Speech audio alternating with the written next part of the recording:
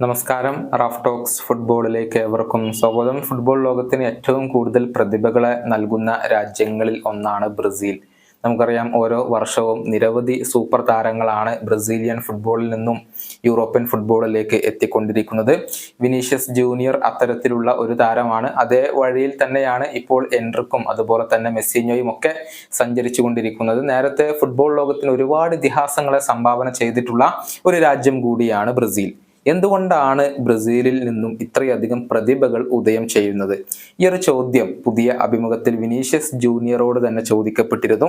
വിശദമായ ഒരു മറുപടി അദ്ദേഹം നൽകിയിട്ടുണ്ട്. ഫുട്ബോൾ എന്നത് ബ്രസീലിയൻ കൾച്ചറിന്റെ തന്നെ ഭാഗമാണ് എന്നാണ് വിനീഷ്യസ് ജൂനിയർ പറഞ്ഞിട്ടുള്ളത്. അദ്ദേഹത്തിന്റെ വാക്കുകളെ goal.com റിപ്പോർട്ട് ചെയ്തിരിക്കുന്നത് ഇങ്ങനെയാണ്: ഫുട്ബോൾ എന്നത് ബ്രസീലിയൻ കൾച്ചറിന്റെ തന്നെ ഭാഗമാണ്. ഞങ്ങളുടെ സമൂഹത്തിന് ഫുട്ബോൾ വളരെയധികം പ്രധാനപ്പെട്ടതാണ്. ഞങ്ങളുടെ കുട്ടിക്കാലം മുതലേ ഭൂരിഭാഗം സമയത്തും ഞങ്ങൾ തെരുവുകളിൽ പന്ത് തട്ടുകയായിരിക്കും. ഞങ്ങളുടെ ക്രിയേറ്റിവിറ്റിയും അതുപോലെ തന്നെ ഫുട്ബോളിലെ സ്കില്ലുകളും ഇംപ്രൂവ് ആവാനുള്ള ഏറ്റവും മികച്ച മാർഗം അത് തെരുവുകൾ തന്നെയാണ്. തെരുവുകളിൽ നിയമങ്ങളോ ടാക്ടിക്സുകളോ ഉണ്ടാവില്ല. ഒരു ബോളും എതിരാളിയും നിങ്ങളും മാത്രമായിരിക്കും ഉണ്ടാവുക. പരിഹാരം കണ്ടെത്താനുള്ള ഒരുപാട് മാർഗങ്ങൾ നമ്മളുടെ മുൻപിൽ ഉണ്ടാകും. അങ്ങനെ നമ്മൾ സ്വയം മാർഗങ്ങൾ കണ്ടെത്തി സ്വയം ക്രിയേറ്റീവ് ആവുകയാണ് ചെയ്യുക. ബ്രസീലിയൻ താരങ്ങളുടെ ഈ പ്രതിഭ അത് ഞങ്ങളുടെ DNA-യിൽ തന്നെ ഉള്ളതാണ്. ഇതാണ് വിനീഷ്യസ് ജൂനിയർ ഇപ്പോൾ പറഞ്ഞിട്ടുള്ളത്.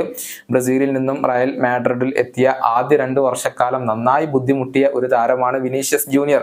പക്ഷെ അദ്ദേഹം പിന്നീട് പൂർവാധികം ശക്തിയോടുകൂടി തിരിച്ചു വരുന്ന ഒരു കാഴ്ചയാണ് നമുക്ക് കാണാൻ കഴിഞ്ഞത്. ഇപ്പോൾ ഏറ്റവും കൂടുതൽ ബാലൻഡിയോർ പുരസ്കാര സാധ്യത കൽപ്പിക്കപ്പെടുന്ന താരങ്ങളിൽ ഒരാളായി കൊണ്ട് മാറാൻ സാക്ഷാൽ വിനീഷ്യസ് ജൂനിയറിന് സാധിച്ചിട്ടുണ്ട്. ഈ വീഡിയോയുടെ അവസാനിപ്പിക്കുന്നു. വീണ്ടും കാണാം.